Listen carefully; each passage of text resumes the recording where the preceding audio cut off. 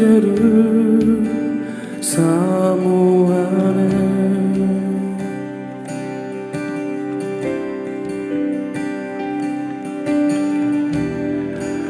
주님의 마음을 담기 원하네.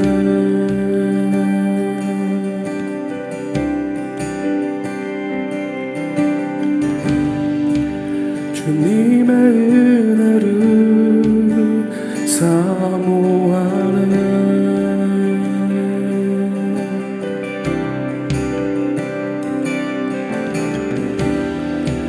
주님의 음성을 듣기 원하네.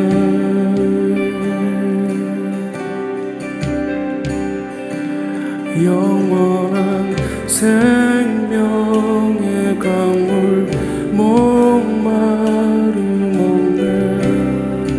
날 회복해 해. 영원한 생명의 말씀 부족함 없네. 날 자유케 해.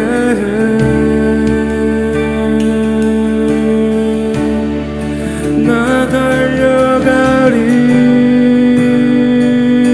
주께 달려가리 주께. 주님이 있는 곳 주님의 임재로 나 달려가리.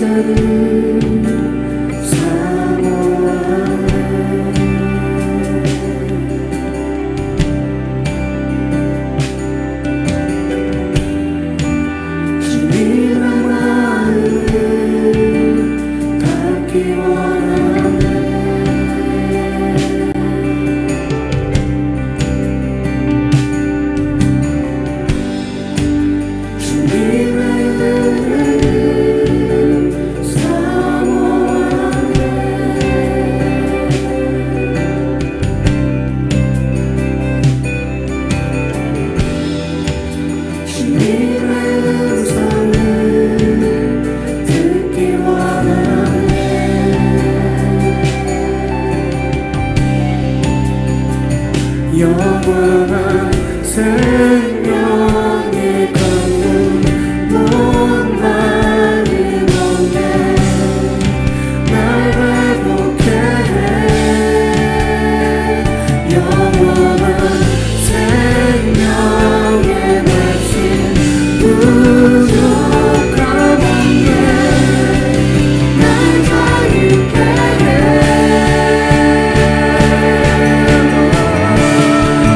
나 달려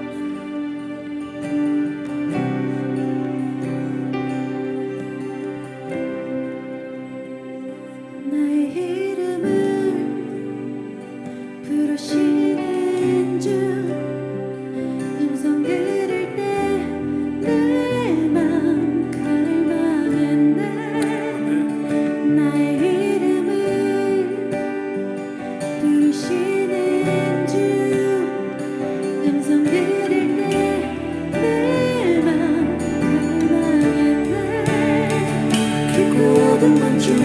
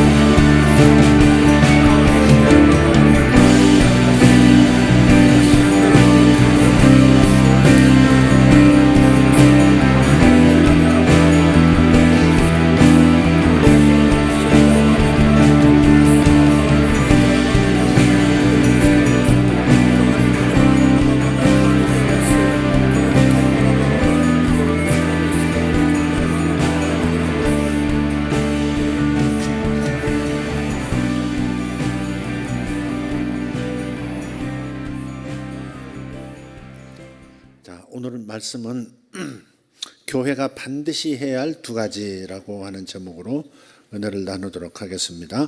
요한복음 21장 14절 17절입니다. 요한복음 21장 14절에서 17절 같이 읽겠습니다. 이것은 예수께서 죽은 자 가운데서 살아나신 후에 세 번째로 제자들에게 나타나신 것이라. 그들이 조반 먹은 후에 예수께서 시몬 베드로에게 이르시되 요한의 아들 시몬아 내가 이 사람들보다 나를 더 사랑하느냐 하시니 이르되 주님 그러하나이다. 내가 주님을 사랑하는 줄 주님께서 아시나이다. 이르시되 내 어린 양을 먹이라 하시고 또 두 번째 이르시되 요한의 아들 시몬아 내가 나를 사랑하느냐 하시니 이르되 주님 그러하나이다. 내가 주님을 사랑하는 줄 주님께서 아시나이다. 이르시되 내 양을 치라 하시고 세 번째 이르시되 요한의 아들 시몬아 내가 나를 사랑하느냐 하시니 주께서 세 번째 내가 나를 사랑하느냐 하시므로 베드로가 근심하여 이르되 주님 모든 것을 아시오매 내가 주님을 사랑하는 줄을 주님께서 아시나이다. 예수께서 이르시되 내 양을 먹이라. 아멘. 교회가 반드시 해야 할 두 가지라고 하는 것은 성도라면 반드시 해야 할 두 가지라고 이렇게 바꿔서 이해해도 되겠습니다. 성도라면 믿는 사람이라면 반드시 해야 할 두 가지. 여러분 행함 있는 믿음, 행함 있는 믿음, 믿음보다 행함이 중요해. 믿음은 반드시 행함으로 나타나야 해. 이런 말씀 많이 들으셨을 거예요. 그래서 행함 있는 믿음, 행함 있는 믿음 이렇게 하는데 이럴 때 여러분은 어떤 행함이 떠오르십니까? 어떤 행함이 떠오르세요? 행함이 중요하다 할 때 행함이 어떤 행함입니까? 행함의 이해, 행함의 기준이 사람마다 다르고 그래서 다양합니다. 다양할 수 있어요. 그러나 예수님께서 요구하시는 행함은 그렇게 다양하지 않습니다. 예수님께서 우리에게 요구한 행함은 한 가지로 집약된다는 사실을 잘 모르고 있습니다. 이해하지 못하고 있습니다. 이걸 이제 본문을 잠깐 살피고 이 얘기를 하도록 하겠습니다. 이 부활하신 주님께서는 승천을 앞두시고 부활하신 그 몸으로 갈릴리에서 물고기를 잡고 있던 제자들을 찾아서 유언과 같은 말씀을 베드로를 향해서 남기셨습니다.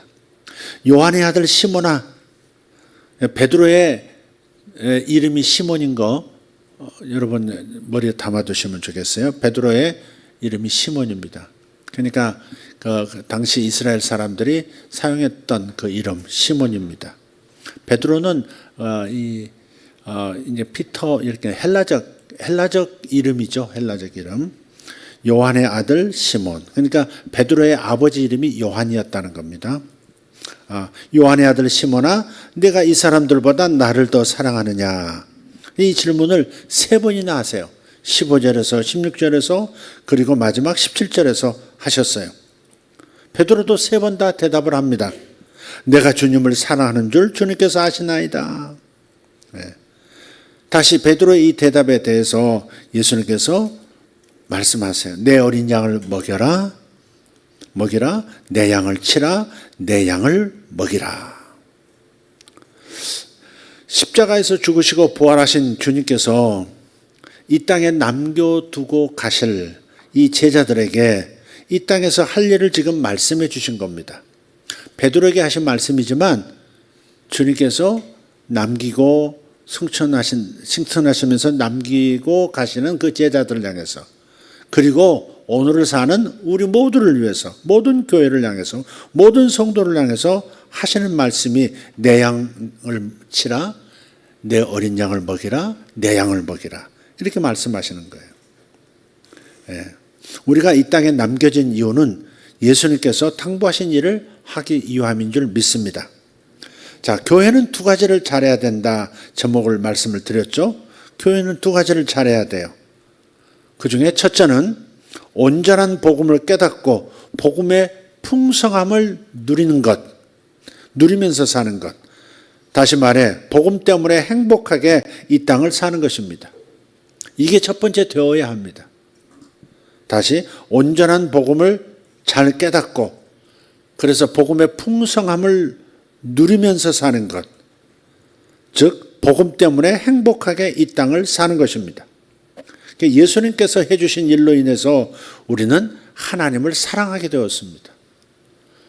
저는 하나님을 몰랐던 사람이고, 그리고 예수님에 대해서는 더더욱 깨닫지 못했던, 그분이 어떤 분인지를 이해하지 못한 채 거의 20년을 이 땅에서 살았었습니다. 근데 예수님께서 나를 위해서 해주신 십자가에서, 그리고 무덤에 내려가셔서 그 다음에 부활하시고 승천하셔서 지금까지 주님께서 나를 위해 해주신 이 일을 깨닫게 되면서 그 복음 때문에 주님을 사랑하는 사람이 되었습니다. 온전한 복음을 들으면 믿음도 소망도 사랑도 다 살아납니다. 나타납니다. 그래서 복음을 알려주는 성경 구절을 매일 여러분 암송하고 묵상하셔야 합니다.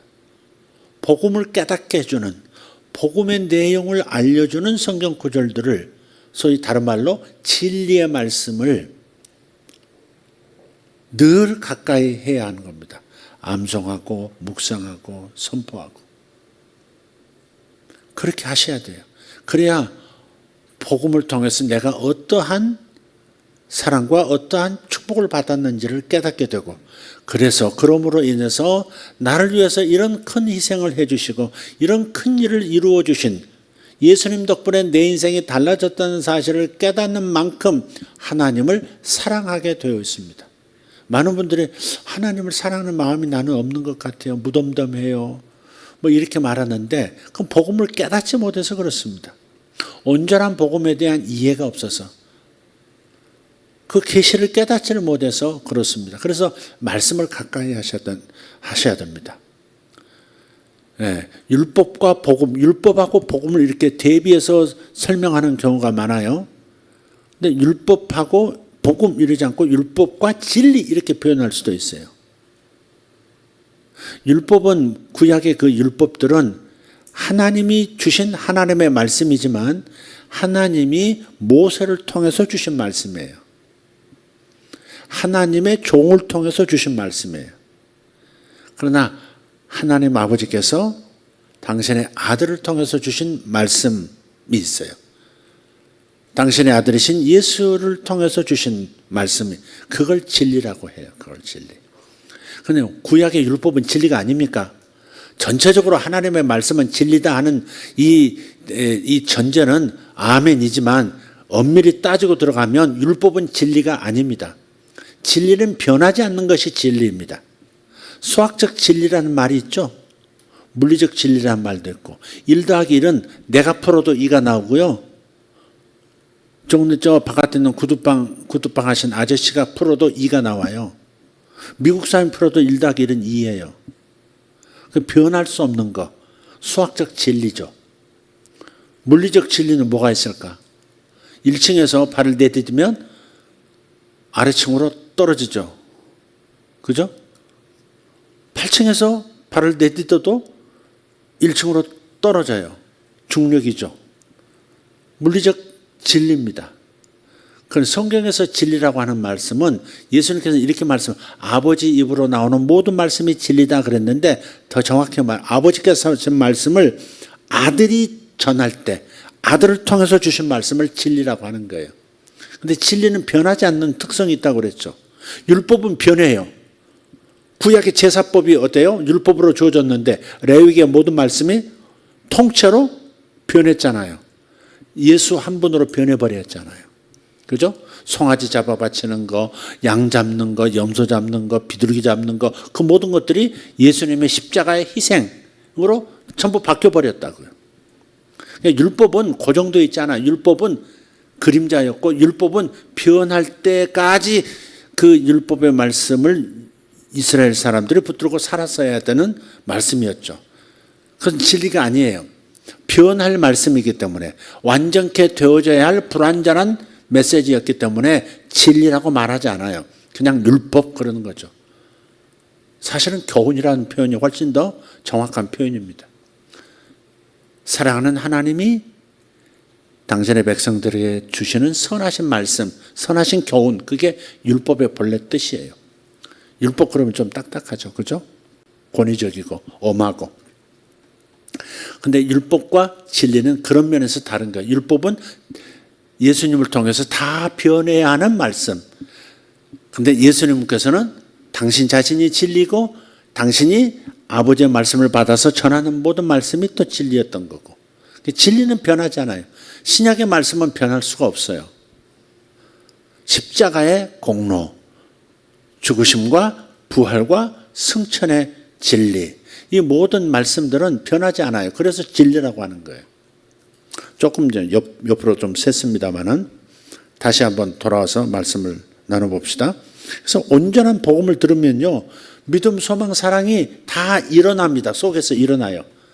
복음의 말씀을 들으면 이 세 가지가 일어나요. 믿음도 일어나고 소망도 일어나고 사랑도 마음에서 갑자기 꽃 피어나듯이 일어나는 거예요. 저도 그랬거든요. 말씀을 들을 때, 복음을 들을 때 믿음이 마음속에서 일어났죠. 믿음은 들음에서 나며 들음은 그리스도의 말씀으로 말미암았느니라. 그래서 복음을 들을 때 믿음이 내 안에서 일어났어요. 그리고 소망이 일어났어요. 아, 죽음 다른 세계가 또 있구나. 이 죽음으로 끝나지 않구나. 세계가, 이 보이는 물리적 세계가 영원한 세계와 이어져 있구나. 아, 그래서 내가 예수를 영접함으로 나는 영원한 세계에서 영원히 사는 생명으로 지금 벌써 준비하고 살아가고 있구나. 그래서 소망이 생겼다고요. 죽음도 두렵지 않는, 죽어도 오히려 기쁨으로 맞이할 수 있는 그런 소망이 생긴 거예요. 여러분도 소망이 있으시기를 축복합니다. 여러분 안에 이미 소망이 있어요. 그럴 때 불릴 듯 일으킬 필요가 있는 거죠. 부채질해서 불릴 듯 일어나게 할 때 활기찬 마음, 활기찬 인생이 되죠. 또 온전한 복음의 말씀을 들을 때 뭐가 생겼어요? 주님에 대한 사랑이 생기기 시작했어요. 이 하나님의 아들이신 예수님을 보내주신 아버지 하나님에 대한 사랑이 일어나고, 내 영 안에 들어와서 영원히 나와 함께 계시는 성령님에 대한 사랑도 일어나고. 그래서 고린도전서 13장 13절에 믿음, 소망, 사랑 이 세 가지는 항상 있을 것인데 그렇거든요. 다시 말해서 믿음, 소망, 사랑 이 세 가지는 항상 있어야만 한다. 항상 있을 수밖에 없다. 그 말이에요, 사실은. 믿음, 소망, 사랑 이 세 가지는 항상 있는데, 너에게 있는데 그 중에 제일은 사랑이라. 그래서 복음의 말씀을 듣고 복음을 온전히 깨달으면 반드시 믿음과 소망과 사랑이 불릴 듯 일어나게 돼 있다. 그래서 복음을 알려주는 그 하나님의 말씀들, 진리들을 매일 암송하고 묵상하는 습관을 길러야 된다는 겁니다. 근데 베드로는 지금 살아계신 복음을, 살아있는 복음을 눈으로 보고 귀로 듣고 있는 겁니다. 예수님이 사실 복음이잖아요. 예수님이 하신 일도 복음이고 예수님 자체가 복음이고 우리에게 기쁜 소식이잖아요. 하나님의 아들이 오셨다. 약속하신 대로 오셨다는 것. 그리고 그분이 십자가에서 나를 위해서 해주신 일들이 있다는 것. 그게 복음이잖아요. 근데 베드로는 부활하신 주님을 보고 있기 때문에 부활하신 주님의 목소리를 듣고 그분과 손과 손등이 이렇게 스치는 이러한 갈릴리 호수의 이 경험을 하고 있기 때문에 살아계신 복음을 지금 보면서 들으면서 오감으로 지금 느끼고 있는 겁니다. 그래서 부활하신 주님을 보면서 베드로가 깨닫게 되는 거예요. 뭔가가 일어나는 거예요. 죄의 값은 죽음인데 로마서 6장 23절 죄의 삭은 사망이라 했는데 예수께서 죽으신 그 죽음은 죄 때문에 죽으신 걸로 이 땅에 이 빌라도 법정에서 정죄를 받고 죽으셨는데 살아나신 걸 보니까 예수님은 죄인이 아니시네 하는 것이 깨달음이 오는 거예요. 그렇다면 예수님이 죽으신 것은 무엇을 위한 것이었어? 죄인이 아니신데 죽으셨어. 살아나신 걸 보니까 죄인이 아니신 거야. 근데 왜 죽으셨지? 생각하는 거죠. 아, 그렇지. 대속이다. 대속. 번제단에서 대신 죽어주던, 죄인들을 대신해서 죽어주던 그 속죄 제물들처럼 주님께서 십자가 제단에 올라가셔서 내 죄를 대속해 주신 거야. 그러므로 나의 죄는 용서됐어. 나의 죄는 사라졌어. 이렇게 살아계신 복음을 지금 보면서 부활하신 복음을 가까이 하면서 지금 베드로는 회복이 일어나고 있는 중이에요. 또 속량이다. 나는 속량되었다. 속량이 뭐예요? 속량. 그것은 이런 거죠. 주님 덕분에 나는 죄인의 신분에서 이제 의인의 신분으로 바뀌었다. 이게 속량이에요. 속량. 옛날에 우리 지난번 속에 관하여라고 하는 설교에서 말씀을 잠깐 들었습니다마는 우리나라 사람들이 그 번역을 참 잘한 거예요. 속량이라는 번역. 대속이라는 것도 그때 당시 문화에서 그 경제 문화, 정치 문화에서 실제로 있었던 일을 가지고 번역을 한 단어란 말이에요. 그러니까 속량이라는 것은 뭐냐? 값을 치르고 노예로 있던 사람, 값을 치르고 양민이 되는 거예요. 천민에서 양민, 보통 시민이 되는 겁니다. 또 돈을 지불하고 죄인 신분에서 보통 평민의 의인의 신분, 죄가 없는 사람의 신분으로 회복이 되는 거예요. 그걸 속량이라고 그러는 거예요. 속량. 그래서 속량이라는 단어가 대한제국의 그 문서들 혹은 조선 말기 문서들의 왕국 문서들 가운데 일반 문서들 가운데 속량, 대속 이런 단어들이 많이 나왔어요. 그러니까 굉장히 리얼한 100년 전 그리스도인들로서는 이 대속이라는 말이라든지 속량되었다는 말이 얼마나 현실적인 리얼한 말인지 몰라요. 내가 지금 노예로 살고 있었는데 저 어렸을 때만 해도 그 집안에 종들 있었습니다. 우리 외갓집 가도 종이 있더라고요. 밥만 먹여주고 계속 일하는 종이 있더라고요. 그래서 저희 이모님 결혼하실 때 이제 전라도 사람들은 이제 홍어를 이제 대접해야 잔치다운 잔치가 돼요. 홍어를 몇 마리 삭혀가지고 이제 홍어를 막 이제 홍어 써는 마을 사람이 있는데 마을 사람이 아니야. 그 사람도 종이에요. 그 사람도 종. 종인데 종들끼리 또 통하잖아요. 언제 소위 종놈들이 홍어를 맛봐. 그러니까 요 친구들이 가만히 보니까 난 어리니까 내 앞에서 껄낌없이 그 짓을 하는 거예요. 싹 홍어를 이렇게 썰다가 저쪽 텐마루 쪽에서 이렇게 얼굴을 삐끔이 다른 종이 이렇게 보이면 한 점 집어서 휙 던져요. 휙 던지면 시골은 그 흙벽이잖아요. 황토로 만든 흙벽에 딱 붙어요. 손이 나와서 싹 한 점을 와서 그러니까 도망가고 딴 놈이 와서 이렇게 얼굴 보이면 또 한 점 집어서 휙 던지면 탁 붙고 그럼 탁 뛰어가고 이러더라고. 실제 종은 자기 몸값을 지불해야 그냥 양민이 되는 거예요. 양민, 보통 사람, 보통 권리를 누릴 수 있는. 천민은요, 그야말로 천민입니다. 천민. 그러니까 옛날에는 그 우리 어렸을 때 정도는 많이 이제 그것이 벗겨졌습니다만은, 조선시대 얘기 들어보면, 뭐 집에서 기르는 가축과 비슷한 취급을 받았던 사람들이 천민이라고요, 천민. 근데 그런 천민이 값을 지불하고, 돈을 벌어서 값을 지불하고 혹은 누군가가 돈을 어디서 많이 벌어와서 돈을 지불하고 그 노예에서 해방시켜주면요 일반 시민이 된다고요.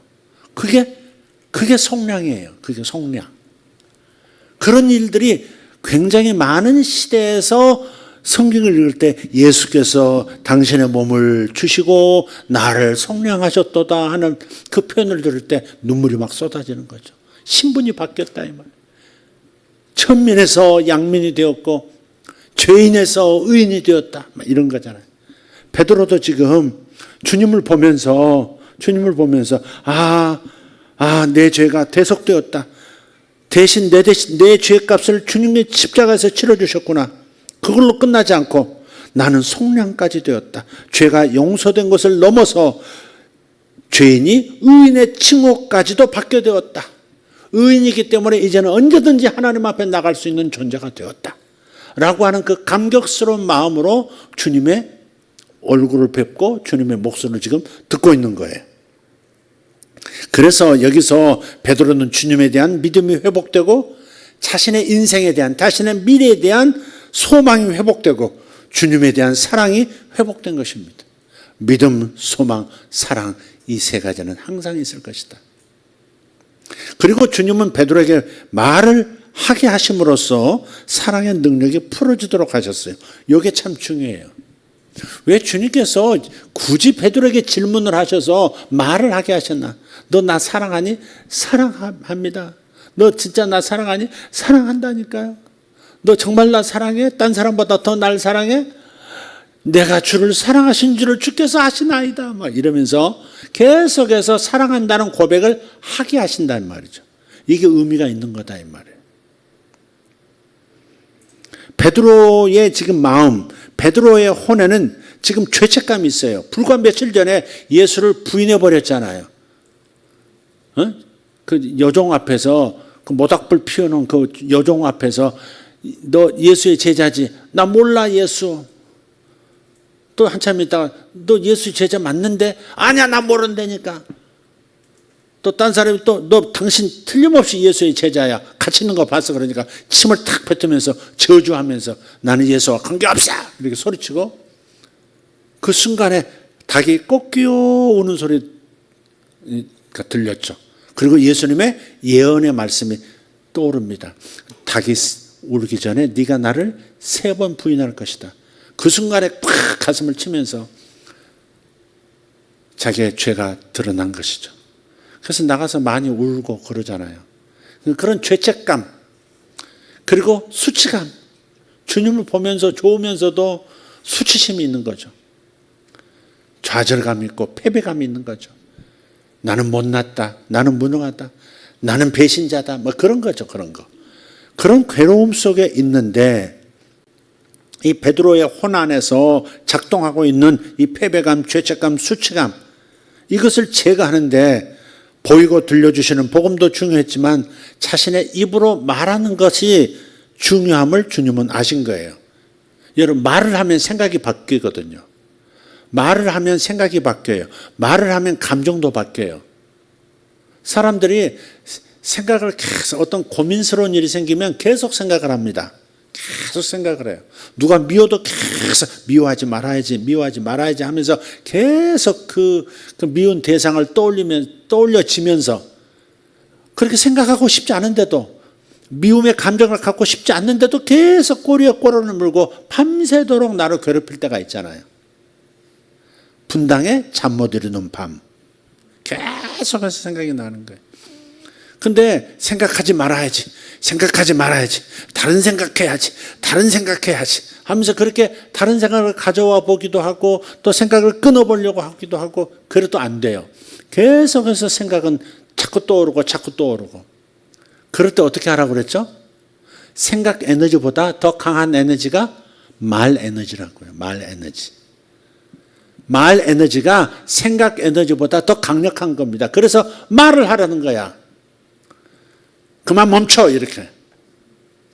생각 그만, 이렇게 말하라 이 말이에요. 잠잠해져, 이렇게 말을 해야 돼요. 그러면 순식간에 생각이 계속 끊어지지 않던 생각이요, 정말 안개가 햇빛 아래서 사라지듯이 어느 순간 딱 사라져서요, 다시 떠오르질 않습니다. 그것은 제가 여러분에게 설교로서 그냥 전하는 게 아니라 제가 그렇게 하고 있어요. 제가 경험을 하는 거예요. 말로 하는 겁니다. 그만, 이렇게 말을 하는 거예요. 근데 말에 권세가 있어요. 말로 하는 거예요. 말로 생각을 제압하는 거예요. 말로 감정을 다스리는 겁니다.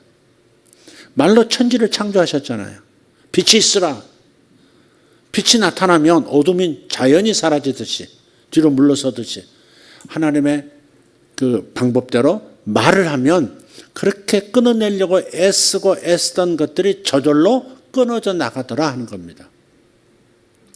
로마서 7장에서 나오는 그 얘기도 마찬가지예요. 너는 내가 아니야 라고 내 속에서 움직이는 죄를 짓게 만들려고 죄성이 움직일 때 너는 내가 아니야, 바울처럼 선을 행하기 원하는 나에게 악이 오히려 움직이는 도다, 악을 행하게 하는 도다. 그럴 때 악을 행하게 하는 그것이 내가 아니라 바로 죄가 내 속에서 움직이고 있는 것이다. 내가 아니야 라고 말함으로써 죄의 힘이 무력화되도록 만드는 그런 기법이 영적 기법이라는 말이죠. 여러분 그런 것을 사용하실 수 있어야 돼요. 말을 잘하면 사는 거예요. 죽고 사는 것이 혀에 달렸다는 말은 삶의 모든 영역에서 사용하는 거예요. 특히 마음에서 일어나는 괴로움들, 패배감들, 수치감들, 내 속에서 일어나는 죄악들 말로써 다스릴 수 있다 이 말이에요. 사람만 다스리는 게 아니에요. 뭐 물질아 오라 이렇게 도나 올지어다 이런 것만 하는 게 아니에요. 내 속에서 일어나는 오만 가지 생각들, 생각 에너지들을 혈압시킬 수 있는 거, 감정 에너지를 잠잠하게 만들 수 있는 거, 긍정 에너지로 바꿔버릴 수 있는 능력이 말에 달린 거예요. 말에. 그러니까 주님께서 베드로 스스로 말을 하도록 만드시는 거예요. 말을. 속에 있는 걸 이렇게 엉쳐 있잖아요. 이게 체해 있다고요. 베드로가 지금. 베드로의 혼이 죄책감으로 딱 얹혀 있어서 더 이상 다른 것이 들어갈 수가 없는 상태인 거예요. 주님의 귀한 말씀, 명령들 그런 것들이 주님의 사랑의 음성이 들어가지 못하도록 죄책감으로 여기가 꽉 막혀 있는 상태예요. 그러니까 이걸 토해내도록 말로서 이걸 제거하도록 그래서 네가 나를 사랑하느냐 물으시는 거예요. 그것도 한 번으로 끝나지 않고 3번씩이나. 대제사장의 뜰악에서 모닥불 피워준 상태에서 주님이 한쪽에서는 고문 신문을 당하고 계시고 베드로는 여기서 주님을 저기서 보는 자기 목소리가 주님 귀에 들릴 만한 거리에서 나 예수 몰라 이렇게 3번이나 부인했단 말이죠. 주님이 이걸 회복시키시기 위해서 또 떡을 굽는 불을 피워놓으시고 갈릴리 호수에서 그 앞에서 네가 나를 사랑하니 이렇게 물으셨느니 그 대답을 하는 게 처음에 굉장히 힘들었을 거예요. 사실 내가 주를 사랑합니다 이 말이 참 힘들었을 거예요. 그래도 해야 하는 거죠. 그렇게 할 때 주님 사랑합니다 할 때 사랑이 회복되는 거예요. 사랑이 회복돼요. 주님에게는 문제가 없어요. 주님은 이미 용서하셨고 이미 알고 계셨고 더 큰 사랑으로 베드로를 바라보고 계세요. 더 큰 기대를 가지고. 문제는 사람 자신이 주님의 그 사랑을 온전히 받아들일 수 없는 상태라는 게 문제죠. 베드로가 꼭 그런 상태였어요. 그래서 나를 사랑하느냐? 사랑합니다. 이 사람들보다 네가 나를 더 사랑하느냐? 사랑합니다. 그리고 다시 한번 물어. 정말 네가 나를 사랑하느냐? 주께서 내가 주를 사랑하는 것을 아시나이다. 이렇게 말하면서. 그래서 완전히 속에 있는 것들을 토해내버리고 사랑이 다시 사랑의 유통이 일어나도록 만들어주신 거란 말이에요. 네. 사랑을 말할 때 사랑이 일어나는 거예요. 이렇게. 믿습니까? 네. 그래서 멈추지 않는 생각, 괴로운 감정에 되풀이되는 그 상황을 바꾸려고 노력하는 것보다 말로 선포하는 것이 효과가 큽니다. 그만 생각해. 이제 조용해. 잠잠해져라. 그러면 마음이 잠잠해지고 평안이 찾아오고 말 에너지가 생각 에너지를 다스리고 흩어버리는 겁니다. 다윗은 모든 두려움을 말로 선포함으로써 극복합니다. 어린 다윗이 골리앗을 만났을 때 겁이 안 났겠어요? 자기보다 몇 배 큰 거인이 자기 왕도 지금 머리 쳐박고 꽁처럼 쳐박고 지금 숨어 있는데 그러니 골리앗이 자기를 보고서 네가 나를 뭘로 보고 나왔어 하고서 칼 들고 창 들고 나왔는데 겁이 나죠. 인간적으로는 겁이 나죠. 근데 이 두려움을 뭘로 극복해요? 말함으로써 극복하는 거예요. 너는 칼과 창으로 나를 향해 나왔지만 나는 만군의 여호와의 이름으로 너를 때려잡으러 나왔다. 딱 선언하잖아요. 오늘 네가 제삿날이다. 짜샤. 이렇게 막 선포함으로써 생각 속에서 일어나는 감정에서 일어나는 두려움을 전부 침묵시키고 자연스럽게 물맷돌 하나로 자기가 잘하는 그 기능 하나로 골리앗을 쓰러뜨려 버리잖아요. 그러니까 먼저 마음속에 적을 제압하는 게 중요한 거죠. 두려움이라는 걱정이라고 하는 계속해서 미래에 대한 불안이라고 하는 이런 목소리들을 잠재우는 그런 능력을 우리가 활용할 수 있어야 돼요. 뭘로? 말함으로써.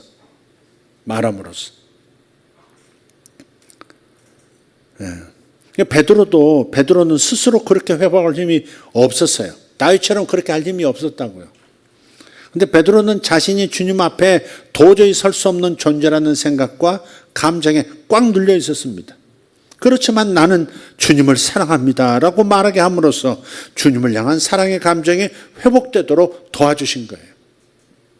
스스로 주님에게서 멀어지고 싶은, 피하고 싶은 그런 마음을 치료하신 거예요. 따라서 교회는 두 가지를 잘해야 된다고 말씀을 드렸어요. 지금까지는 이 얘기한 거예요. 첫째는 온전한 복음을 깨닫고 복음의 풍성함을 누리면서 사는 것. 즉 복음 때문에 행복하게 이 땅에서 천국을 사는 겁니다. 이 땅에 몸이 살지만 이 땅에서 천국을 누리면서 사는 거죠. 복음을 통해서. 이것이 교회가 잘해야 될 일이에요. 성도들이 가장 잘해야 될 일이 바로 이 부분이에요. 주님을 위해서 내가 무슨 성교를 합니다. 내가 주님을 위해서 내가 어마어마한 헌금을 합니다. 주님을 위해서 내 일생을 바칩니다. 이런 것보다 훨씬 더 중요한 것, 액션보다 더 중요한 것, 그게 뭐예요? 복음을 깨닫고 주님 덕분에 내가 어떠한 정체성을 갖게 됐는지, 주님 덕분에 내가 어떠한 자가 되었는지 이걸 깨달음으로써 하나님에 대한 사랑이 뭉클뭉클 솟아오르는, 하나님을 첫째로 사랑할 수밖에 없는 사랑이 일어나는 상태를 유지하는 것, 이것이 성도로서 가장 중요한 거다 이 말이에요.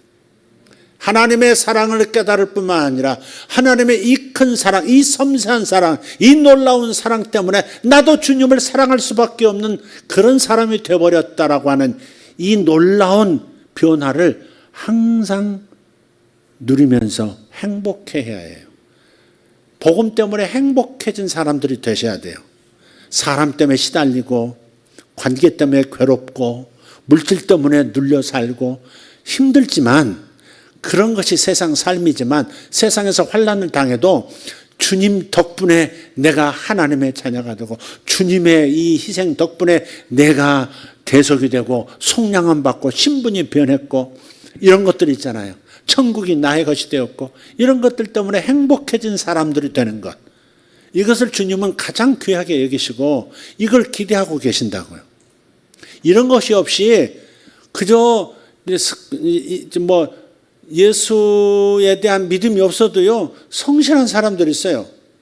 한번 정하면 그까지 하는 사람들이 있어요. 예배도 항상 정했으니까 주일을 꼭 지키고 예배 시간도 지키고 헌금도 꼬박꼬박 하고 뭐 할 일 지키면 예 할렐루야 겸손하게 다 하고 하는데 이 안에 기쁨은 없어. 예수 믿는 기쁨, 예수 믿는 행복이 없는 거예요. 하나님에 대한 사랑이 없어. 그거 정말 구원받았는지 들여다봐야 돼요. 내가 복음을 깨달았는가? 복음을 듣긴 들었는데 어설프게 들어서 온전한 복음을 깨닫지 못한 채 온전한 구원을 누리지 못하고 지금 살고 있는 건 아닌가? 생각해 봐야 돼요. 근데 구원받지 못한 상태에서 교회에서 오래 신앙생활을 했고 직분도 받았기 때문에 나는 구원받은 사람이 하나님의 사람이야 라고 착각할 수도 있거든요. 물론 감정 상태에 따라서 구원받았다 못 받았다 말할 수는 없지만 감정도 중요한 거거든요. 주님을 향한 사랑이 막 일어나야 되거든요. 예배 드리면 하나님이 이곳에서 나를 지켜보신다, 나의 예배를 받으신다 하는 그런 기쁨들이 있어야 되거든요. 그게 없다면 나는 복음을 아직 이해 못한 거예요. 세상에서는 똑똑해도 하나님의 복음을 이해하는 하늘의 똑똑이는 없는 거예요. 그건 성경에서 신령한 무식이라고 그래요. 그걸 신령한 무식이라고 그래요. 세상에서는 무식하지 않아요. 근데 영적인 세계에서는 무식한 거예요. 근데 성경에서 호세아서 4장 6절에서는 내 백성이 무식함으로 망하는도다 탄식하셨거든. 복음을 이해를 못해. 예수께서 십자가에서 죽어주신 일이 그다지 내 마음에 뭐 크게 감동도 없어. 내가 의인이 되어 죄 사함 받았고 의인이 되었다라고 하는 이 속량의 놀라운 소식을 들어도 그렇게 뭐 중요하게 뭐 내 가슴에 중요한 이슈가 아닌 거예요. 근데 정말 자신을 심각하게 한번 다시 들여다보고 하나님 앞에 기도할 필요가 있는 거죠. 네. 자, 교회는 두 가지를 잘해야 된다. 온전한 복음을 깨닫고 복음의 풍성함을 누리면서 사는 것, 복음 때문에 행복하게 이 땅에서 천국을 사는 것, 이것이 교회가 잘해야 할 첫 번째. 예. 이렇게 복음으로 회복된 사람은 이제 하나님 나라의 일을 할 수 있어요. 베드로가 사랑합니다 하면서 주님을 다시 사랑하는 자기 감정이 일어나는, 내가 사랑한 것을 주께서 아십니다라고 말할 만큼 사랑이 확 일어나는 것을 경험하는, 이게 회복인데, 관계 회복인데, 이 회복이 일어난 사람들은 이제부터, 그때부터 하나님 나라의 일을 할 수 있는 거예요. 다른 말로 은혜 받아야 주의 일을 할 수 있는 겁니다. 은혜 받지 않고 주의 일을 하면 인간의 힘으로 하는 겁니다. 그죠? 은혜를 받는다는 게 뭐예요? 하나님의 사랑을 깨닫는 게 은혜 받는 거지. 은혜 받는다가 뭐예요? 감정적으로 좋아지는 것, 단지? 그게 아니라 하나님의 나를 사랑하신다는 것이 그냥 느껴지는 거예요. 절절히 느껴지는 거. 그게 은혜 받는 거예요. 그래서 이 은혜 받은 사람은 그때부터 하나님 나라의 일을 할 수 있는 거예요. 하나님을 사랑하지 않으면서 하나님 일을 할 수 있습니다. 성실한 사람들. 그리고 좀 외식적인 사람은 다른 사람한테 잘 보이기 위해서라도 나는 이만큼 할도리 하는 사람이야, 이런 걸 보이기 위해서 잘할 수 있습니다. 그건 굉장히 위험하다 그랬죠.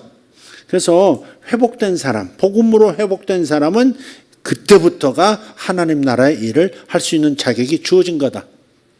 나의 회복이 먼저 중요하다. 그래서 두 번째는 예수님께서 당부하신 일을 행하는 겁니다. 회복된 사람은 예수께서 명령하신 일을 행하는 거예요. 그게 중요해요. 이게 오늘의 초점이에요. 예수께서 당부하신 일이 뭐예요? 내 어린 양을 먹여라. 내 양을 치라. 내 양을 먹이라. 이것이 남겨진 교회가 행해야 할 일인데 이것이 사라지고 방황하고 있는 것 같아요. 어린 양을 먹어야 하는 인생의 목적을 잃어버린 것 같습니다. 그래서 어린 양을 잘 먹이지 못하는 일을 회개하는 일이 없는 거예요.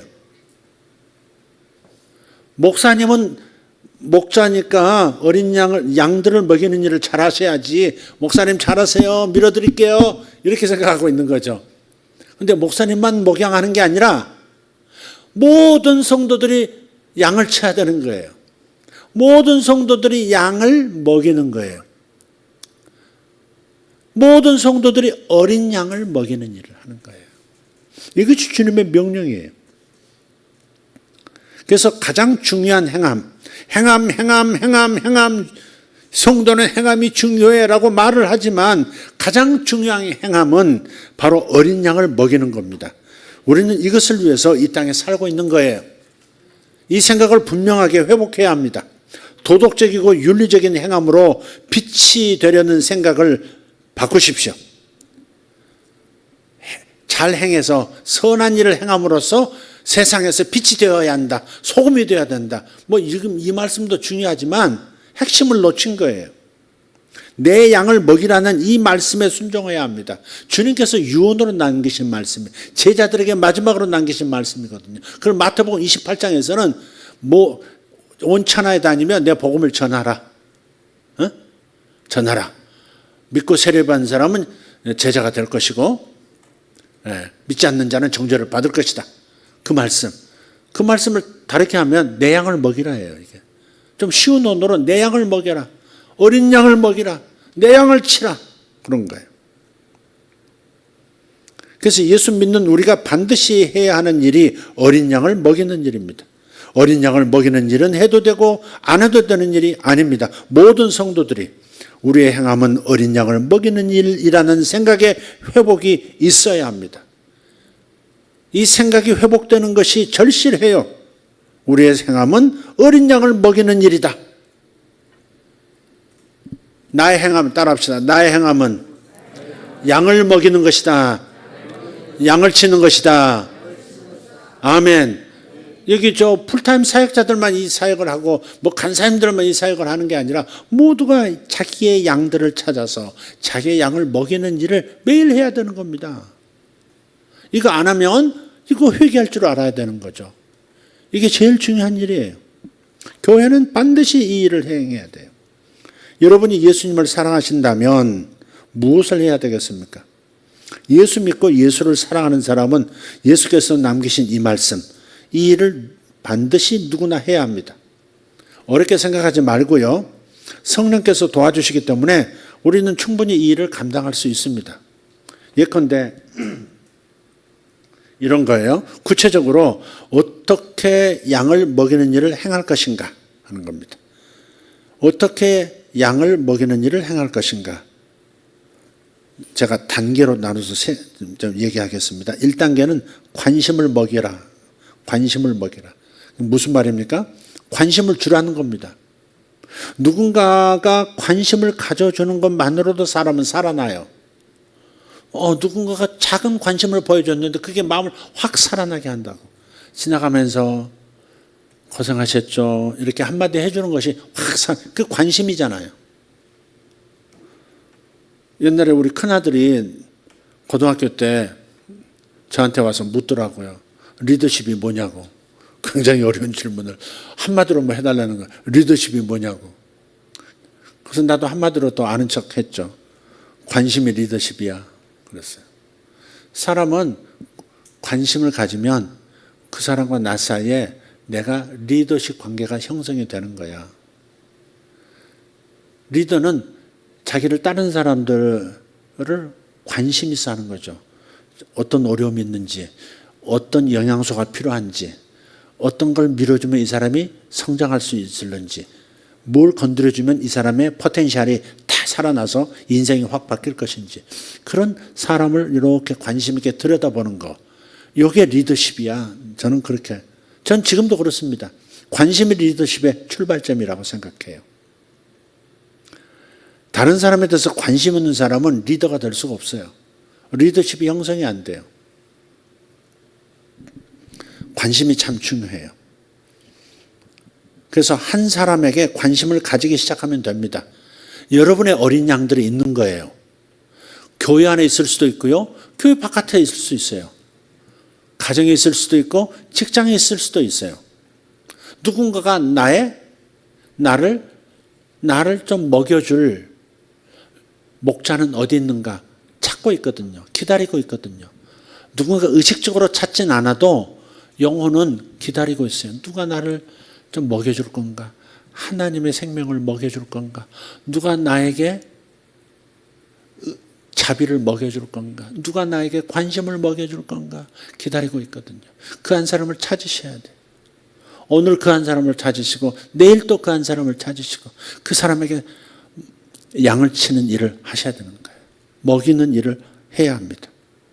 그래서 주님은 우리의 목자시고 우리는 서로에게 어린 양이 됩니다. 저는 여러분을 볼 때 힘이 나고요. 또 여러분은 저를 또 이렇게 대하면서 힘이 나실 수 있을 거예요. 아마 그럴 거예요. 우리 목사님. 아유, 목사님 힘이 됩니다. 아유, 목사님 감사합니다. 그런 걸 보면 목사라는 위치가 여러분에게 보이지 않게 또 보이게 큰 어떤 그 힘이 되고 용기가 되고 또 삶의 에너지원이 되는 것 같습니다. 근데 목사도 마찬가지예요. 주님은 우리의 목자시고 우리는 땅에서 이제 목사, 성도 그러는 거지. 예, 땅에서 이제 질서 때문에 이제 뭐 직분을 갖고 그러는 거지. 사실은 서로가 서로의 양이 되어야 하는 겁니다. 겸손하게 받아먹을 준비하고 겸손하게 도움받을 준비도 하고 또 용기를 내서 도와줄 마음도 가져야 되고 그런 거죠. 목원들에게 믿음을 가지고 전화로 안부를 묻고 다가가 보십시오. 목자들은 매일 한번 여러분 손안에 핸드폰은 하나님께서 핸드폰이라는 이 기기를 손안에 쥐어주신 것은 목양하라고 주신 거라고 저는 믿어요. 어디서든지 목양할 수 있잖아요. 지구 반대편에 가 있어도 형편을 묻고 그를 위해서 기도해 줄 수 있고 그냥 기도로 요즘은 기도해 주는 일이 많아요. 사모님도 그렇고 저 간사님들도 그렇고 전사님들도 그렇고 전화로 뭔가를 요청해 오면 전화로 기도해 줘요. 그것도 관심이에요, 관심. 관심을 먹여야 돼요. 실제로 목원들을 잘 먹이는 목자들이 있어요. 진짜 밥을 잘 사주는 목자들이 있어요. 목자들 중에 밥을 잘 사주는 목자가 있더라고. 본문에서도 예수님께서도 제자들을 먼저 먹이시잖아. 처먹고 그 다음에 얘기하자. 그러고 그러잖아. 베드로야, 야 우선 먹고 그 다음에 뒤지든 살든 한번 얘기 좀 해보자. 그러시잖아. 먼저 먹이시잖아. 이게 먹인다는 게 참 중요하죠. 먹인다는 것이 그 보통 또 이게 관심이 아니면 또 안 돼요. 돈 있다고 다 되나요? 돈 있는 사람들이 다 누구 밥 사주고 그러나요? 그건 사랑이죠. 관심이죠, 그게. 그러니까 이렇게 잘 먹이는 목자들도 있어요. 예수님도 그러셨듯이. 근데 돈이 부족해도 괜찮아요. 스마트폰을 우리 모두에게 쥐어주신 까닭은 바로 이 일을 하기 위함이라는 겁니다. 관심을 보여줄 수 있는 거예요. 음식이 되었든 전화가 되었든 관심, 이것이 핵심입니다. 관심을 매기는 일부터 하는 거예요. 이게 첫 번째 스텝이에요. 두 번째는 기도로 먹여야 돼요. 기도를 먹여야 돼. 기도로 먹여야 되는 거예요. 세 가지 기도가 있어요. 말씀 기도, 방언 기도, 환상 기도예요. 환상 기도라는 것이 뭔지 한번 들어보세요. 말씀 기도는 이런 예입니다. 예를 들어서 시편 23편으로 기도해 주는 거예요. 그냥 기도해 주지 말고 그냥 기도해 주면 주여 주님 지금 대판 싸웠답니다. 주여 평안하게 해주세요. 그러니까 일반적인 기도가 나오니까 그러다가 옆으로 세고 나도 코가 썩잔데 나도 오늘 싸웠는데 기도는 무슨 기도 이렇게 되니까 그냥 말씀으로 기도하는 거예요. 말씀 기도란 말은 말씀으로 기도해 주기라는 겁니다. 시편 23편이에요. 여호와는 나의 목자시니 내게 부족함이 없으리로다. 침묵은 따라하라 그 말입니다. 여호와는 나의 목자시니 내게 부족함이 없으리로다. 같이 하자가 아니라 따라하라. 다시. 여호와는 나의 목자시니 내게 부족함이 없으리로다.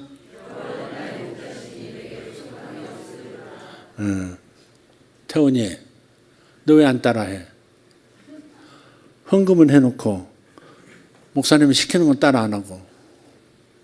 너 입에 문제 생겼니 지금? 진짜 입에 문제 생겼어?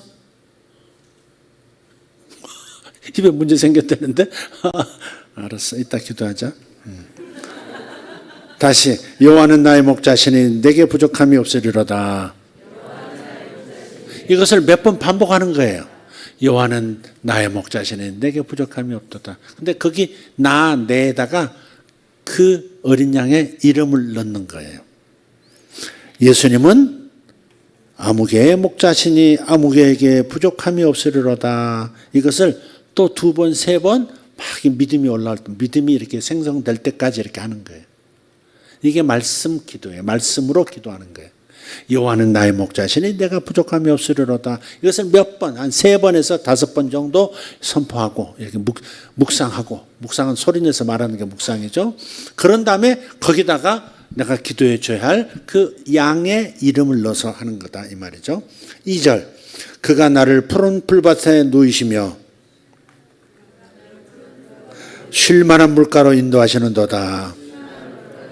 다시 같이 그가 나를 푸른 풀밭에 누우시며 쉴 만한 물가로 인도하시는도다. 한 번 더 그가 나를 푸른 풀밭에 누이시며 쉴 만한 물가로 인도하시는도다.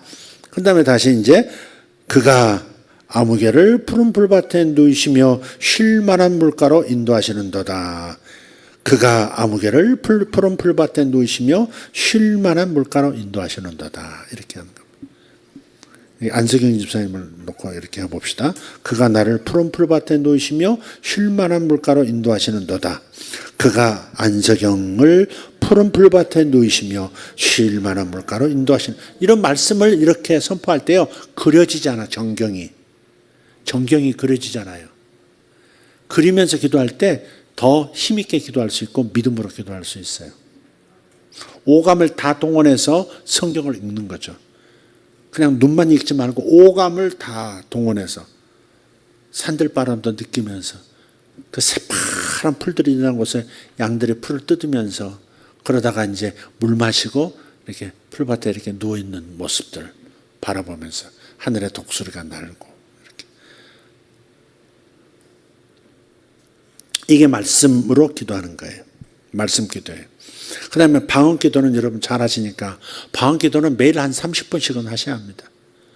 방언 기도는 30분씩 매일 이상 해야 합니다. 따라합시다. 방언 기도는 매일 30분 이상 한다. 네, 방언은 내가 모르는 효과가 많이 나타나요. 방언은 내 영이 기도하는 거잖아요. 그죠? 내가 영이 있는데 영은 내 눈에 보이지 않아요. 잡히지도 않아요. 느껴지지도 않아요. 그지만 뭘로 내게 영이 있다는 걸 알 수 있어요? 방언이 나오는 걸 보면 아, 영이 있구나를 알 수 있어요. 그러니까 방언한다는 것은 많은 것을 깨닫게 해요. 방언 자체는 무슨 뜻인지 몰라도 요 방언을 하면 아, 내가 영이 있구나. 영이 언어를 가지고 있구나. 영이 지금 방언. 근데 성령이 도와주시는 언어거든요. 그러니까 내 영과 내 영 안에 계신 성령님의 합작품으로 지금 내 언어 중추를 통해서 내 혀를 통해 지금 말하고 기도하고 계시는구나. 이렇게 알 수 있죠. 그러니까 성령이 주시는 내용으로 기도하기 때문에 내 영에서 온전히 거듭난 내 영에서 나오는 기도이기 때문에 순수하고 순결하고요. 가장 정결한 기도를 해요. 더럽지 않아요. 그래서 천국에 이렇게 하나님께 올라가도 이 기도가 올라가도 쓰레기통으로 들어가지 않아요. 고귀한 언어로 하나님 교회는 들리게 돼 있고 그래서 모든 기도들이 방언으로 하는 기도는 다 응답되게 돼 있어요. 방언으로 하는 기도는 다 응답되게 돼 있어요. 왜냐하면 성령이 기도케 하시기 때문에 하나님의 뜻대로만 기도하거든요. 그러니까 내가 한국말로 기도할 때는 내 생각에서 나오는 내 원하는 기도를 하기 때문에 천국에서는 별로 중요하지 않는 기도를 지금 하고 있는 것일 수도 있어요.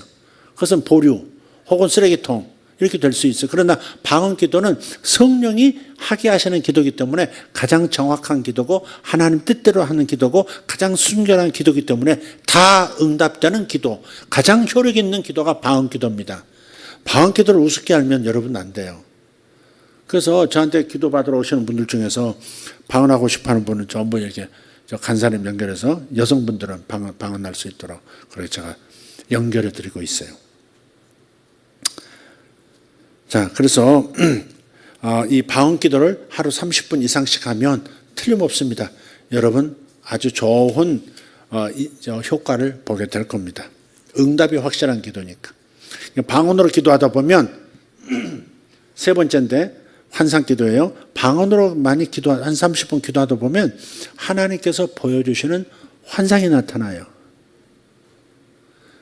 어떤 사람은 잘 보는 사람이 있고요. 어떤 사람은 귀로 잘 듣는 사람이 있고요. 어떤 사람은 이렇게 느낌으로 잘 하나님의 음성을 느끼는 사람이 있어요. 여러분 전파가 하나로 와도 영상으로 뜨고 소리로 뜨고 진동으로도 뜨잖아요. 그죠? 이해되세요? 분명히 전선으로 통해서 전파가 들어오고 그다음에 전류가 흐르는데 영상도 나오고 그다음에 뭐예요? 소리도 들리고 때로는 우포처럼 이렇게 진동하는 것도 있고 그러듯이 어떤 사람 하나님의 음성을 듣되 잘 보는 환상으로 이렇게 뭔가 보여지는 것으로 하나님의 음성을 듣고요. 어떤 사람은 잘 귀로 들리는 음성, 이렇게 말하듯이 들리는 음성으로 잘 듣는 사람도 있고요. 그리고 어떤 사람은 잘 느껴요. 이렇게 잘 느껴. 아, 이 사람이 어린 시절에 이런 일을 겪었구나를 이렇게 느껴. 그런 사람들은 이 잘 느낌으로 하나님의 음성을 듣는 사람은 영분별의 은사로 발전할 가능성이 매우 많아요. 자, 어쨌든 방언으로 한 30분 기도하다 보면 하나님이 보여주시는 게 있어. 그 양에 대해서 막 기도를 해. 말씀 기도한 다음에 말씀 기도하고 방언 기도를 같이 해야 합니다. 왜냐하면 방언으로 하면 신비주의로 가버릴 수 있어요. 영적인 거로만 가면 신비주의로 갈 수 있으니까 말씀을 통해서 말씀 안에다 이름을 넣어서 기도하는 방식으로 말씀과 성령의 역사가 같이 가도록 하는 거. 좋은 지혜라고 생각해요. 그래서 말씀 기도, 방언 기도, 그 다음에 하나님께서 이제 응답을 주시는데 이런 거 기도해라. 저 사람이 저런 상태다. 그런 걸 보여주시기도 하고 그러는 거죠. 제가 집회를 나가면 그때 성령이 다르게 하시는 것 같아요. 어떤 교회 집회 저기 진천인가 거기 갔을 때 음성인가 갔을 때 들어오는 분들마다 살고 있는 집을 보여주시는 거야. 그 사람만 나타나면 그 사람 살고 있는 집이 보여. 지금 모퉁이 이렇게 3번 이렇게 돌아가고서 이렇게 있고, 거기에 빨간 벽돌 이렇게 기둥, 이렇게 이상한 기둥 하나 있고, 이런 데서 사십니까? 어떻게 하세요? 거기서 삽니다. 다 좀 주택인데 당신 이상하게 이렇게 아파트인데 한 채만 덩그러니 올라간 그런 광경이 보입니다. 거기 사십니까? 아니, 거기 살지 않습니다. 근데 왜 이거 보이시죠? 예, 그게 보입니다. 제 앞에서, 저희 집 앞에서. 이렇게. 어떤 데 가면 그 사람 사는 집, 그 사람이 어떤 거리에서 어떤 수준을 하는지 이런 걸 보여줘요. 전원주택 같이 생겼네요. 약간 가파른 곳에 그 좀 끄트머리 쪽에 이렇게 코너에 있는데 하얗게 칠한 그런 전원주택 같이 생긴 집에 사시네요. 그러면 맞습니다. 그 집이 제 집입니다. 그러니까 방언으로 많이 기도하다 보면요, 하나님께서 그 사람에 대한 정보를 주시기도 하고요, 그 사람에게 뭘로 위로하라, 무슨 말씀으로 먹여라 하는 것들이 온다니까 환상으로 오기도 하고요, 이렇게 성경 구절로 오기도 하고, 영상으로 오기도 하고, 동영상으로 오기도 하고, 짤막한 한 컷에 사진으로 오기도 하고, 문자로 오기도 하고, 그렇습니다. 손안에 핸드폰 하듯이 우리의 영도요, 전부 온 세상하고 통하고 있는 거예요. 지구 반대편에 있는 사람에 관해서 이렇게 기도하면, 방언하면서 기도하면 그 사람의 상황을 하나님 알려주시기도 하고, 그렇죠. 어떤 분은 전화를 했더라고요. 지금 건물을 얻으려고 하는데, 샵을 얻으려고 하는데 지금 어디를 찾아야 될지 모르겠습니다. 그래서 목사님 보여주신 거 있으면 말씀해 주시면 좋겠습니다. 그래서 이렇게 생긴 나무, 이렇게 생긴 나무 몇 그루 있는데 이렇게 생긴 요 코너에 이렇게 한번 보세요. 알겠습니다. 뭐 그런 식으로 하죠. 근데 여러분이 디테일하게 보지 못해도 상징적으로 봐도요, 양들에게 먹일 메시지를 환상 기도를 통해서 보여주시는 거예요. 여러분이 그래서 보려고 해야 돼, 보려고. 그리고 너무 또 쫓아다니면서 당신을 향해서 내가 봤다. 근데 이게 그 사람에게 도움 주는 사랑이 동기가 아니라 내가 이렇게 잘 보는 사람이야 라는 것이 목적일 때가 있어요. 그러면 좀 멈춰야 돼, 그건. 좀 멈춰서 좀 진정하고, 자기 자랑질 하는 거 이거 좀 멈추고, 좀 그냥 말씀 기도, 다른 방식으로 양을 먹이는 그런 일을 하시면 돼요. 영적인 이런 걸 하면 자꾸 내가 이제 과시하고 싶은 그런 것이 이제 잘못된 동기가 발동이 될 때가 있으니까, 또 그렇지 않다 할지라도 상대가 그렇게 느끼면 권위 있게 그 말씀을 안 받거든요. 그 꼴을 받질 않아요. 그러니까 상대의 마음이 어떤지도 이렇게 살펴야 돼요. 눈치가 있어야 돼. 상대는 지금 자기를 존중도 하지도 않고 이러고 있는데 하나님이 말씀하십니다 이러면서 뭘 말하면요, 그래 알았다. 그러니까 그 권위 있게 권위의 관계가 생기지 않으면, 존중하는 관계가, 신뢰하는 관계가 안 생기면요, 그냥 오히려 더 귀찮아하고 오히려 실증나고 짜증내고 그렇게도 됩니다. 그러니까 지혜롭게 눈치 있게 사용해야 돼. 이분이 받을 준비가 됐는가? 이분이 나를 신뢰하는가? 신뢰 관계가 형성이 안 됐는데 막 하면 안 돼요. 저도 그래요. 저도 어디 가서 나를 모르고 나에 대한 신뢰가 없는데 하나님이 말씀하셨습니다, 이런 식으로 거만하게 그렇게 하지 않습니다. 진주 보석을 돼지한테 던져봐요. 저 새끼 먹을 거나 주지, 이게 뭐야? 이렇게 욕하지, 돼지가. 걔한테 다이아몬드 던져봐. 저 뼈 닦고 그래서 한번 물어줄까? 뭐 이렇게 돼요. 성경에 나오는 얘기입니다. 개나 돼지에게 진주를 던지지 말라. 돌이여 달려들어 물가노라. 그러니까 사람마다 내가 저 사람하고 통하고 있는가, 통하고 있지 않은가, 저 사람이 나를 인정하고 있지 않는가, 인정하는가, 이걸 보고서 지혜롭게 발설을 하기도 하고 자기 혼자 기도로 끝낼 일이고, 그런 관계가 형성 안 됐으면 자기 혼자 중보기도 하고 끝내는 게 제일 좋아요. 그 중보기도를 통해서 먹일 수 있는 거니까, 그 사람을 축복해 주는 거니까. 이해되셨으면 아멘 합시다. 바로 그런 거예요. 그래서 말씀기도, 방언기도, 환상기도를 통해서 그 보여주심, 레마의 말씀으로 어린 양을 축복하면 되는 겁니다. 또 꿈으로 보여주심이 있었다면 그 꿈으로 어린 양을 축복하면 그것이 양을 치는 겁니다. 양을 먹이는 겁니다. 직접 혹은 전화로 양을 먹이는 거예요. 그래서 주님께서 너의 어린 양을 찾고 양을 먹이라고, 그래서 핸드폰도 쥐어주시고, 그래서 돈도 주신 것이고, 그래서 권세도 주신 것이고, 그런 것이니까 여러분 그렇게 하시면 되는 거예요. 내 양을 먹여라, 내 어린 양을 먹여라, 내 양을 치라는 이 말씀에 순종하시기를 바랍니다. 담임 목사와 함께 목양하는 리더가 되고 사역하는 성도가 되면 여러분 행복해질 거예요. 천사들도 할 일이 생겼다고 바빠질 겁니다. 천사들은 팀이거든요. 사역하는 사람하고 천사들은 팀이에요, 팀. 그래서 주님께서 말씀하셨어요. 너희가 추수할 일꾼이 적으니 추수할 일꾼을 보내달라고 기도하라 그러셨어, 주님이. 근데 그걸 우리가 어떻게 해석하냐면요, 전부 전도할 전도자들, 선교할 선교사들 더 많이 보내달라고 기도하라는 사람으로 생각을 바로 해버려요. 근데 성경에 그렇게만 나와 있지 않아요.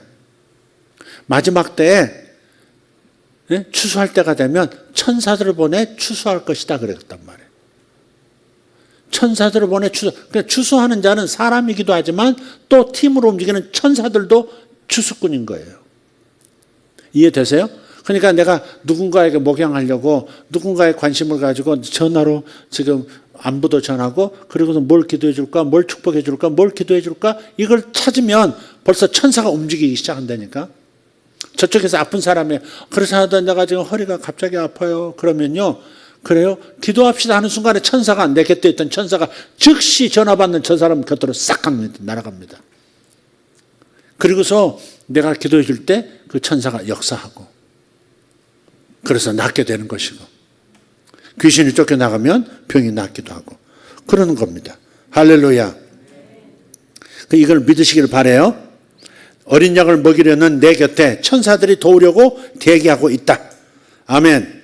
그래서 여러분이 어린 양을 먹이려는 마음을 갖고 움직일 때 영의 세계가 움직이면서 활발해진다. 영의 세계도 움직이기 시작한다. 그걸 꼭 기억하시길 바랍니다. 아멘. 실제로 여러분, 오늘도 내가 나의 어린 양이 누군가. 근데 갑자기 마음에 목사님의 어린 양처럼 갑자기 느껴지시거든. 뭔가를 메시지를 드려야 되겠다. 그러면 전화를 하세요. 엉뚱한 소리 하지 말고. 당신 앞에 시커먼 것이 웅크리고 있습니다. 이런 말 하지 말고 좀 해결책을 웅크리고 있으면 그놈을 어떻게 발굴하든지 어떻게 해결하든지 그런 걸 얘기하지. 어두운 거 보고 어두운 거 얘기하고 기분 나쁘게 하고 그러지 말고. 그놈 귀 간지러울 거야. 옛날에 훈련시키려고 했어. 어떤 대학생 하나를. 나에 대해서 하나님께 여쭤봐라. 축복하실 말씀이 뭐냐고 여쭤봐라. 딱 그랬더니 이놈이 딱 기도하더니 축복하실 말씀이 뭐예요? 이렇게 물어야 될 텐데 그냥 주여 그런 거야. 틀림없이 그랬을 거야. 그래도 눈을 뜨고 나한테 말하는 거야. 목사님 앞에 시커먼 구덩이가 있습니다. 구덩이 깊은 구덩이가 있습니다. 그래서 그 다음 말을 기다렸지. 그 다음 어떻게 다리를 놔준다고 그러나 뭐라 그러나 뭘 피하라고 그러나. 그 다음 그랬더니 끝입니다 그러더라고. 끝입니다. 그럼 어떡하라고. 어디 교회 갔더니 그 집회하는 그 교회인데 그 담임 목사님이 나한테 와서 기도해 준다고요. 담임 목사님 딱 한 손은 내 등에 한 손은 내 앞가슴에 쫙 샌드위치처럼 딱 놓고 그분이 그러시더라니까. 이분이 목소리를 또 음산하게 하세요. 주여. 그러면서 그런 다음에 푸르 떨더라고. 같이 떨었지. 주여. 다시. 이것이 무엇이옵나이까. 그러다 한참 있다가 그냥 가더라고. 아니 목사니까 이분이 뭘 보긴 봤는데 조금 뭐 이렇게 해석이 안 되나 보다 이렇게 이해하고 나는 반사하고 그냥 끝낼 수 있지만 성도들은 무섭지. 주여 이것이 무엇이옵나. 뭘 받길래 이렇게 음산한 목소리로 구렁이가 내 어깨에 앉아있나. 뭘 받길래 이 목사님이 이러시나. 얼마나 놀라고 불안하지 않겠어요? 목사님의 행동 자체가 메시지인데. 저건 농담을 하잖아요. 그럼 어떤 분은 그래. 하나님이 그렇게 말씀하십니까 지금? 또 이래요. 농담을 했는데 지금 농담하자고 던졌는데 주님이 지금 그 말씀 지금 저에 대해서 그렇게 말씀하십니까? 너무 진지하게 또 받아. 말도 제대로 못해요. 어쨌든 우리가 사역할 때 하여간 지혜를 가지고 하면 돼. 이런 말 듣고 또 뭐 이렇게 주저되고 그럴 필요 없어요. 하나님 감동 주시면 이렇게 하고. 한성민 씨는 가끔 목사님 꿈꿨습니다. 목사님에 대해서 꿈꿨습니다. 뭐. 어제 또 누가 또 그러더라 나한테 목사님에 대해서 꿈꿨습니다. 목사님이 길게 머리를 하고 있더래. 긴 머리를 하고 있더래. 그래서 바람이 샥 돌아가면 이게 무슨 뜻이냐 또. 아 오늘 밥 먹다가 그랬구나. 오늘 밥 먹다가 이은희 간사님 목사님 제가 목사님을 꿈에서 뵀습니다. 목사님 머리를 긴 머리를 하고 계셨습니다. 그래서 뭔 뜻인데? 그 다음에 스토리를 얘기해봐 그랬더니 그 끝입니다. 근데 뭐 질문을 한 거예요 이제. 질문을. 긴 머리는 뭘 뜻하냐고. 머리카락은 뭐라 그랬죠? 성경에 나오잖아요. 내가 너희들의 머리카락까지 세신 바 되었느니라. 머리카락이 오늘 몇 개 남았고 몇 개 오늘 빠졌고 지금 이거 세고 계시는 얘기가 아니라 그 얘기가 아니라 우리의 생각을 읽고 계신다 그 말이에요. 그러니까 머리카락은 생각을 말해요. 머리카락은 그 사람 속에 있는 지식을 말하기도 하고 머리카락은 그 사람 속에 움직이는 감정을 하나님께서 읽고 계신다 그 말이에요. 근데 긴 머리라는 게 뭘까? 알아서 생각하시기 바랍니다. 내 스스로 좋게 해석하는 것보다는 그렇습니다. 머리가 이렇게 단정한 모습이 보이면요 생각이 잘 정돈되어 있다, 흐트러진 사람이 아니다 그런 말이고요. 머리카락이 막 까치집처럼 막 뒤집혔으면 이 사람 참 생각 복잡하네, 마음 복잡하네, 감정 복잡하네 그렇게 알아들으면 됩니다. 그런 거예요. 그래서 어쨌든 여러분이 이렇게 환상기도를 통해서 방언기도를 통해서 말씀기도를 통해서 양을 먹이는 일부터 시작하시면 그 다음에 이제 핸드폰으로 내가 전화를 할 건지 아니면 직접 만날 건지 아니면 밥 사주면서 얘기할 건지 양치는 일이 본격적으로 시작이 되는 거죠. 이런 일을 여러분이 다 하셔야 된다고. 가만히 앉아 계시고 직장만 왔다 갔다 하고 돈만 벌고 왔다 갔다 하고 히덕거리고 왔다 갔다 하고 그러지 말고 맨날 모여서 영화나 보러 다니고 그러지 말고 사역을 해야지. 사역을. 친구들에게도 사역, 대학생들 사역하고 직장인들 서로 사역하고 서로 양을 먹이라 이 말이죠. 서로가 서로에게 양인 거예요. 서로가 서로에게 목자고 서로가 서로에게 양인 거예요. 거기에는 적절한 질서가 필요하고 지혜가 필요하다는 것도 인정하지만 일단은 여러분이 시작하는 게 중요해요. 목사가 왜 행복한데? 아마 저 장수할 거예요 진짜. 왜? 사역하니까 행복하잖아. 다른 사람에게 뭔가를 주니까 준다는 게 행복한 거거든요. 또 주기만 하나 또 반대로 또 나한테 뭘 주고 소고기도 주고 뭐도 주고 주지 또. 근데 그게 행복하다니까. 주고받는 게 주님 안에서 주고받는 게 너무 행복한 거예요. 행복한 사람이 뭐 건강하고 장수하지 뭐 그러겠어요?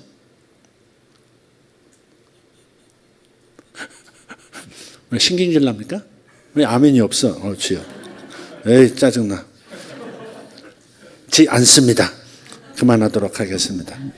그래서 지금 교회에서 가장 시급한 일은 행함에 대한 이해가 달라져야 된다. 윤리적으로 도덕적으로 세상에서 깨끗하게 행함으로써 빛이 되는 삶을 살아야 된다. 이렇게 흘러버리지 말고 주님이 마지막 남기신 유언 같은 말씀. 나를 사랑하느냐? 그리고 내 양을 먹여라. 요 두 마디, 요 두 가지가 모든 성도들, 모든 교회가 행해야 할 가장 중요한 행함인 거예요. 패러다임 시프트가 일어나야 됩니다. 여러분 그저 목사님이 목양하시도록 사역하시도록 뒷바라지만 하겠다 그러면 안 되고 여러분도 작은 목양을 해야 하는 겁니다. 아멘. 여러분의 배에는 지금 생수의 강이 흐르고 있어요. 요한복음 7장 38절에 내 배에서 생수의 강이 흐를 것이다. 나를 믿는 자는 생수의 강이 그 배에서 흐를 것이다 그랬어요. 제가 꿈을 하나 꿨어요. 좀 됐어요. 꿈을 꿨는데 너무 홀리한 그런 도시예요. 기획 도시인데 아주 신비스러워. 고대 도시 같기도 하고 천상의 도시 같기도 하고 아주 잘 조성된 도시인데 시야도 확 트여져 있고요. 근데 저 멀리 보니까 주님의 보좌가 있어요. 주님의 보좌 쪽에서 이렇게 수로가 이 도시 중앙을 관통하는 물이 흐르는 수로가 이렇게 놔져 있는 거예요. 근데 조금 있다 보니까는 무슨 신호가 오더니 주님의 보좌 쪽에서부터 물이 막 흐르기 시작하는 거예요. 그 수로로. 중앙에 물이 쫙, 맑은 물이 쫙 저 도시 끝까지 흐르기 시작하는데 한 똠 있다 보니까 그 물을 따라서, 그 물길을 따라서 각종 과일들, 그런 것들이 막 이렇게 떠내려오는 거예요. 이렇게. 근데 그 주변에 그 도시의 사람들이 다가와서 그 수로에 물을 따라서 이렇게 흐르는 과일들 필요한 거, 포도면 포도 집어가고, 어떤 과일 집어가고, 처음 보는 과일도 있어요. 무슨 과일도 집어가고, 필요한 만큼만 가져가는 거예요. 또 계속 흘러가요. 그러면 또 딴 사람, 다음 블럭에서 사람들 나와서 또 가져가고. 그런 광경이었어요. 이게 사실은 하나님의 홀리시티, 홀리템플, 우리가 성령의 생수의 강이 흐르고 있는 거예요. 저도 성령의 생수의 강이 흐르고 있습니다. 지금 성령의 강이 내 입을 통해서 여러분에게 흘러가고 있는 거예요. 여러분도 마찬가지예요. 여러분에게도 성령의 흐름이 있어요. 성령의 생수의 강이 배에서부터 흘러나오고 있어요. 영으로부터 흘러나온다고요, 지금. 아멘? 그러니까 여러분이 누군가에게 위로와 격려와 혹은 교훈과 뭔가 필요한 것들을 이렇게 공급하려고 하면 성령의 능력이 여러분을 통해서 흘러나가는 거예요. 아멘. 그러니까 여성분들도 사역하세요. 양들을 먹이세요. 양들을 먹이세요. 그럼 그 양들이 또 내가 은혜를 받았다. 내가 하나님을 만나. 내가 정말 큰 도움이 되었다. 그러면요, 또 이렇게 뭔가 이렇게 반응을 또 보여요. 그런 것들이 이제 행복한 거죠. 계속해서 여러분 사역하기를 바라요. 주님께서 말씀하셨어요. 너희가 먹을 것을 주어라 그러셨어요. 너희가 먹을 것을 주어라. 너희 안에 이미 온갖 신령한 복을, 성령을 너희 안에 부어 놓았으니, 성령의 강이 흐르도록 만들어 놨으니까 너희가 다른 사람에게 흘러가도록 너희가 먹여라. 너희가 사람들을 먹여라. 너희가 양들을 찾아서 먹여라. 어린 양들을 찾아서 먹이고 성장한 양들도 먹이고 양을 제대로 치라고, 평생 사역하면서 하나님께 영광 돌리라고 말씀을 하고 있는 겁니다. 양을 먹이면 먹일수록 더 많은 성령의 생수가 흐를 거예요. 그리고 점점 더 많은 이들이 여러분의 생수로 인해서 살아나게 될 겁니다. 우리 성도들이 사역하는 소식을 좀 듣기를 원합니다. 서로에게 사역하고 또 이웃에게 또 여러분 직장에서 사역하고, 그리고 아름다운 이야기들이 많이 생겨나기를 예수 이름으로 축복합니다. 기도하겠습니다. 다 같이 일어나겠습니다. 주님 감사합니다. 오늘 주님께서 복음을 통해서 온전한 복음을 깨달음으로 말미암아 이 땅에서 천국을 살아내는 행복을 맛보기를 원하시는 것, 그래서 예수님 덕분에 이렇게 행복한 인생이 되었음을 생각하고 주님을 더 사랑하게 되어지는 것을 주님이 첫째로 원하신다는 것을 알았습니다. 그리고 사랑이 회복된 사람, 주님에 대한 사랑이 회복된 사람들, 반드시 반대로 양들에게 먹이는 일을, 양들을 치는 일을 해야 한다고 또 말씀하셨습니다. 이 두 가지는 교회가 반드시 해야 되는 일, 이 두 가지는 반드시 성도라면, 예수 믿는 사람이라면, 거듭난 성도라면 반드시 해야 되는 일인 것을 오늘 깨닫습니다. 아버지 하나님, 너무 복잡하게 다양한 것을 이것도 해야 하고 저것도 해야 되고, 여기에서 영광 돌려야 되고 저기에서 빛을 발해야 되고 여기에서 소금을 역할해야 되고, 행함 복잡하게 만들지 아니하고 주님께서 마지막에 유언처럼 말씀하신 이 두 가지, 네가 나를 사랑하느냐 확인하라. 네가 나를 사랑하느냐 나에게 고백하라. 그리고 네가 나를 사랑한다면 이제부터 양들을 먹이는 일을 시작하라. 이 두 가지 말씀을 꼭 기억하고 붙들고 매일매일 살아가고 행하게 하여 주시옵소서.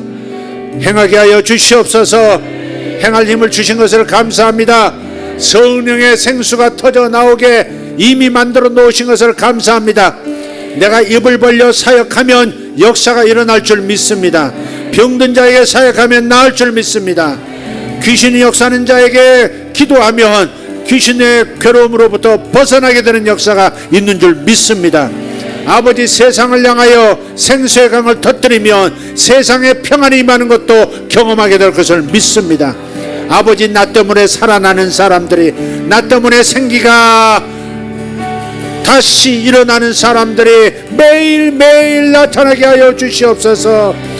아버지, 하나님, 주님 살아가는 것 첫째, 그리고 사역하는 것, 양을 먹이는 것 두 번째, 이 일을 평생 하기를 결정합니다. 주님, 결심합니다. 오늘 양들이 기도할 때, 이 성도들이 기도할 때 아버지, 이 두 가지가 선명하게 마음에 박히게 하여 주셨고 두뇌에 새겨지게 하여 주셨고, 아침에 일어나서도 네가 나를 사랑하느냐? 그러면 양을 쳐라. 네가 나를 사랑하느냐? 그렇다면 양을 먹이라. 아침마다 떠오르는 두 단어가 두 문장이 되게 하여 주시옵소서. 주시옵소서. 역사하여 주시옵소서. 예수님의 이름으로 기도합니다. 주여, 주여, 주여. 할렐루야. 우리 아버지여, 감사합니다. 두 손 들고 다시 한번 주여, 주여, 주여, 주여 외치는 자. 아버지 하나님, 우리가 말을 함으로써, 말을 선포함으로써, 말씀을 선포함으로써 돌파가 일어나는 것을 믿습니다. 아버지 감사합니다. 아버지 감사합니다. 오늘 남은 시간도 주님과 함께 보내게 될 것을 인하여 기쁩니다. 오늘 저녁도 주님과 동행하면서 주님을 바라보면서 온전한 복음을 생각하며 온전한 복음을 묵상하며 행복하게 이 밤을 보낼 겁니다. 주님 감사합니다. 저를 말씀의 종으로 삼아주심을 감사합니다. 저에게 항상 말씀을 주시옵소서. 저에게 항상 필요한 말씀을 주셔서 양들을 치게 하여 주시옵소서. 말씀이 있어야 양들을 먹일 수 있습니다. 말씀이 있어야 양들을 먹일 수 있습니다. 주여 역사하여 주시옵소서. 주여 저에게 항상 말씀을 주시옵소서. 항상 말씀을 주세요. 주여 항상 말씀을 주세요. 제 안에 성령의 생수의 강이 있사오니 항상 말씀을 저에게 주십시오. 항상 말씀을 저에게 주셔서 항상 양들에게 먹이게, 항상 양들에게 먹이는 자가 되도록 주님 저를 역사하여 주시옵소서. 아버지 하나님 감사합니다. 아버지, 직장에 양들이 있습니다. 아버지 하나님, 직장에 내 양들이 있습니다. 아버지, 사업장에 내 양들이 있습니다. 내 고객들 중에 양들이 있습니다. 내 아버지, 나를 찾는 고객들 가운데, 손님들 가운데 양이 있습니다. 양들을 찾아 양을 먹이는 자들, 양을 찾아 양을 치는 목자들 되게 하여 주시옵소서. 주여 감사합니다. 이 나라에서 먹이고 열방에서 먹이고 아버지, 평생을 먹이는 자가 되게 하여 주시옵소서. 평생을 먹이는 자가 되게 하여 주시옵소서. 아버지, 때로는 자식을 먹여야 되고 때로는 배우자를 먹여야 되고 때로는 이웃을 먹여야 됩니다. 때로는 성도들을 먹여야 합니다. 때로는 하나님, 아버지 하나님, 직장의 동료들을 먹여야 합니다. 먹이는 자가 되게 해주십시오. 양을 치는 자가 되게 해주십시오. 양을 치는 자가 되게 해주십시오. 양을 먹이는 자가 되게 해주십시오. 주님 감사합니다. 모라카리암바라시 알바로런던드루타 바라카리아마스 이바라치오르단냐 캄만다라시 아라바로 토메르다바라스 이라바라디 아라바시 아랄라디 아라바스 이라가라디 아라바시 아라바시 아라바 엔다라디 아라바시 아라라칸드리트 메리칸스 오라타티 아라바스 오라타타라게스. 여기 근육을 치료받는 분이 있습니다. 병원에서 근육을 치료받고 있습니다. 전자파 그런 것으로 근육을 치료받는 분이 있습니다. 물리치료 받는 분이 있습니다. 물리치료 받을 필요가 없을 만큼 지금 깨끗해졌습니다. 물리치료 받는 분 깨끗해졌습니다. 주님 감사합니다. 오르반다리 온도로스 파살라지안나라칸스 이샬란다라티아라바스. 누군가가 미워서 복수하고 싶은 사람, 누군가가 미워서 작은 복수를 하고 싶은 마음 있는 사람 내려놓으랍니다. 내려놓으랍니다. 그 숨어서 쏘는 새총 같은 그런 건 내려놓으랍니다. 공격하는 작은 칼 내려놓으랍니다. 주님 감사합니다. 그러면 자유가 올 겁니다. 정말 미움을 복수하고 미워서 복수하고 싶은 마음이 있는 사람 내려놓으십시오.